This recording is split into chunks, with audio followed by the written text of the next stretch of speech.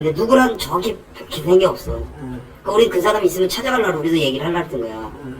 문책성으로 인사 조치는 아니야, 그것도 아니고. 자기가 원해서 지금 우리 공개해서 뽑아나가는 거야. 그리고 자기한테 원해서 나갔어. 아, 다른 부서로?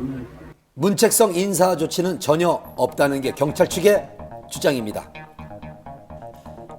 어떤 주장도 확실한 것은 없는 상황.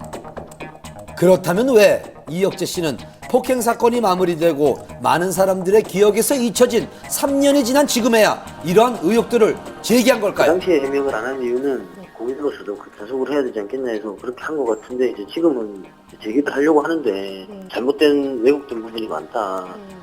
그런 부분 좀 밝히려고 하는 것 같아요. 양측의 주장이 팽팽한 상황. 앞으로 이들의 입장은 어떨까요?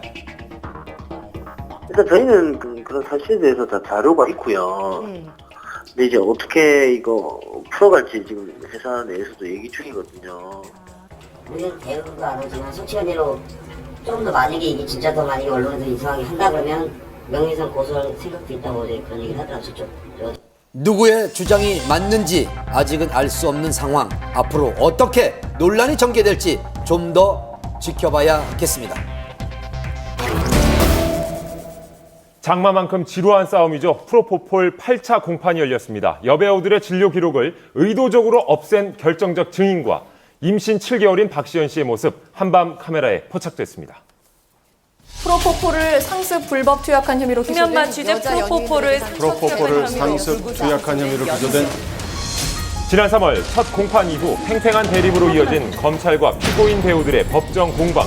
그리고 바로 지난 월요일 불구속 기소된 세 사람에 대한 8차 공판이 진행됐습니다. 한 말씀만 부탁드리겠습니다. 다소 수척해진 모습으로 법정에 출석한 장미인혜 씨, 이승현 씨도 무거운 표정으로 참석했는데요. 그리고 임신 7개월째인 박시연 씨의 모습도 눈에 띄었습니다. 이번 8차 공판에는 주요 증인 2명이 참석해 눈길을 끌었는데요. 과거 이승현 씨의 피부과 시술을 담당했던 의사 김모 씨와 프로포폴을 투약한 병원에서 일했던 상담실장 유모 씨. 상담실장이었던 이 여성은 검찰 조사를 앞두고 이 병원의 원장이 최근에 자신의 병원에 내원했던 이 연예인들에 대한 진료 기록부를 모두 파기할 것을 요구했다고 이렇게 주장을 했습니다. 왜 진료 기록부를 파기했을까요? 여러 환자들의 차트 중 유독 연예인의 진료 기록만 파기한 점은 은폐를 목적으로 했을 가능성이 높습니다. 연예인들의 프로포폴 투약 내용을 숨기기 위해서가 아니라 병원 원장이 세무조사를 피하기 위해서 한 것이라고 알고 있습니다. 한편 진료 기록부 파기의 관여 여부를 놓고 검찰과 대립한 이승현 씨 측은 본인과 연관이 없음을 주장했습니다. 또한 프로포폴 의존성 여부도 주요 내용이었는데요. 병원 직원들로부터 이승현의 팔에 주사 자국을 봤다는 증언을 들었습니다. 2주일에 한 번꼴로 병원을 찾았다라는 증인의 말을 근거로 프로포폴 의존성이 의심됩니다. 이에 이승현 씨 측은 주사 바늘 자국은 꼭 프로포폴을 맞아서 생기는 것은 아닙니다. 이승현은 사고로 허리를 다친 뒤 계속 치료를 받았고 허리 통증 완화 시술은 고통이 상당하기 때문에 프로포폴 투약이 불가피했습니다. 지난 3년간 이승현 씨의 피부과 시술을 담당했던 의사 김모 씨. 당시 이승현은 통증을 잘 참는 환자였고 지난해 7월 우연히 다시 만나 시술을 해줬습니다. 이승현이 먼저 프로포폴을 요구한 적은 없었습니다. 새 배우에게 투약한 프로포폴의 양과 횟수가 많기 때문에 프로포폴 의존성이 의심됩니다.